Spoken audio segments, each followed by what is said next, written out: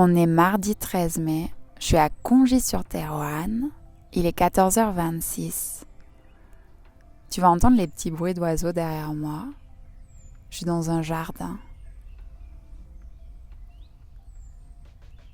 Je voulais te lire ma deuxième newsletter que j'ai écrite sur le site Kessel. Je l'ai appelée « Tu es destiné à quoi, toi ?» Allez, je te raconte. Tu es destiné à quoi, toi?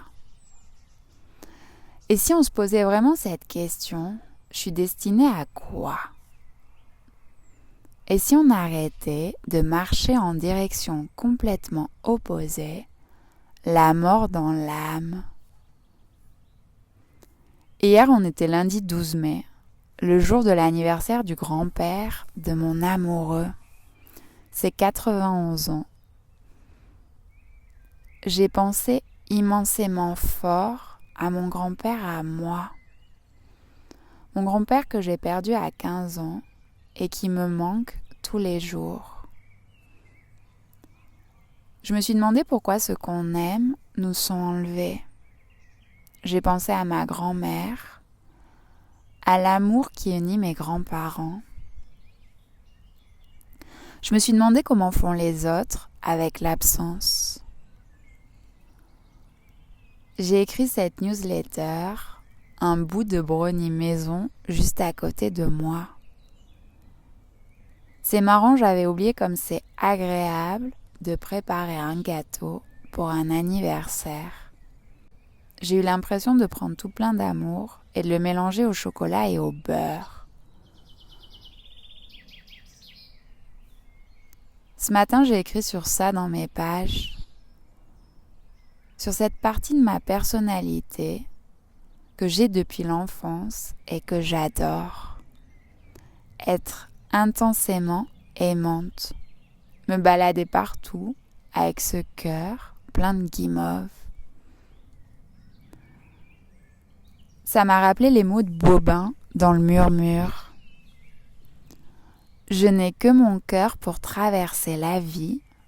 Rien d'autre que cette valise de réfugiés en cuir rouge, cadenassée à la naissance. Si tu ne sais pas ce que c'est que les pages, faut absolument que je t'en parle. C'est de l'écriture automatique et c'est un vrai game changer. J'ai découvert les pages du matin en 2018, juste après une séparation. Je te glisse l'article de Switch Collectif juste en dessous. Ça m'avait attirée immédiatement. Je savais que c'était fait pour moi. Comme un sixième sens, une intuition qui me disait « C'est fait pour toi, ça va tout changer, fais-le ». La méthode a été inventée par l'extraordinaire Julia Cameron pour les artistes. Elle l'a créée, je crois, quand elle a divorcé. Longtemps après, je suis tombée complètement amoureuse du livre où elle apprend à pratiquer les pages du matin. Libérez votre créativité, la Bible des artistes. Je me revois en janvier 2023. Un des moments où j'ai pu vivre ma créativité le plus fort. J'étais partie à Paris pour ma passion. Juste avant de prendre le train du retour, j'avais acheté à la gare le livre « Comme par magie » d'Elisabeth Gilbert.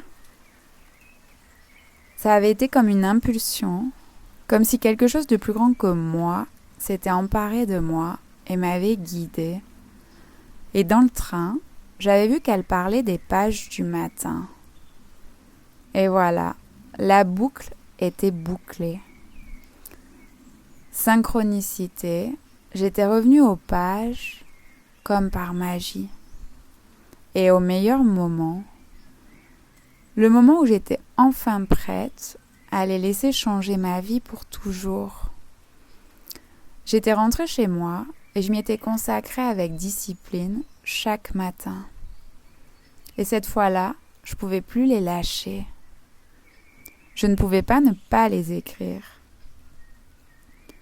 La règle absolue, c'est que les pages sont non négociables. Qu'il pleuve, qu'il neige, on s'en fout. Il n'y a rien qui passe avant. Il n'y a rien qui est plus important qu'écrire ces 3 pages le matin. Je trouve ça assez magique parce que c'est mettre la créativité avant tout le reste. C'est lui redonner la place qu'elle doit avoir. L'autre jour, je lisais un texte incroyablement puissant. Il disait que notre société fait de la créativité un passe-temps, un petit détail, un truc optionnel. Sauf que la créativité n'est pas censée être optionnelle. Elle ne l'a jamais été.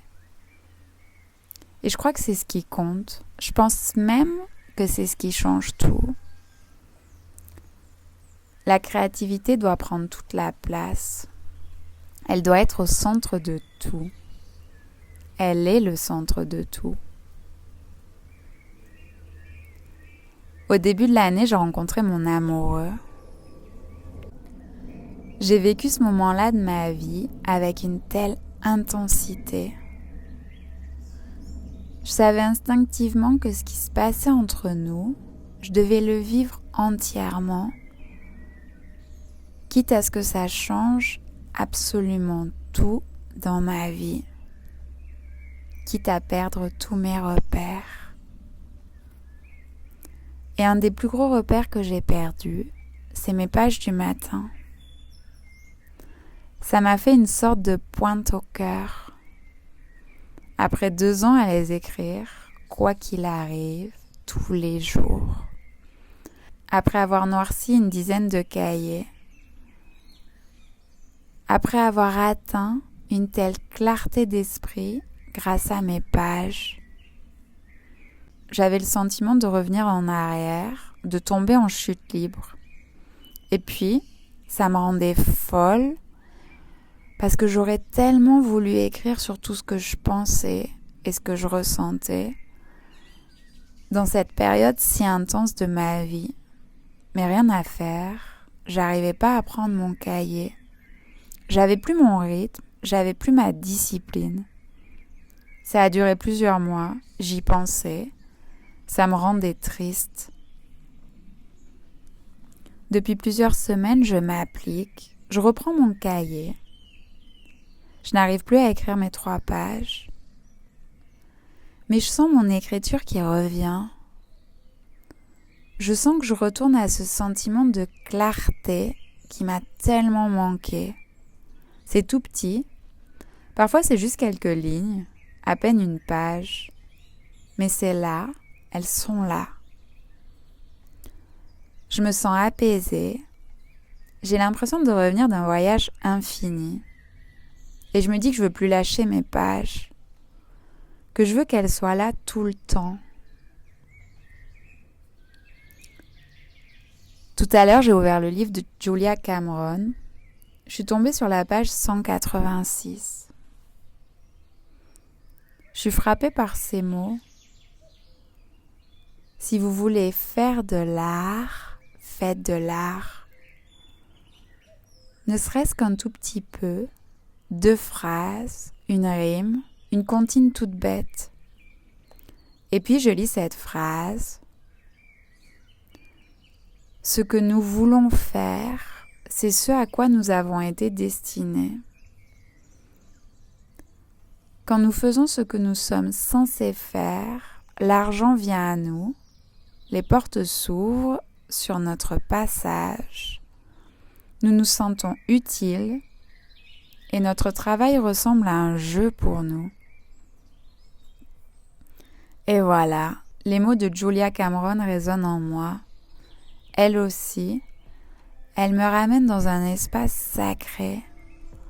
Je retourne à ce à quoi je suis destinée, écrire, créer. Voilà, c'est la fin de cette newsletter. Si tu veux recevoir mes mots dans ta boîte mail, il te suffit de t'abonner sur le site Kessel. Tu vas recevoir une dose de vulnérabilité.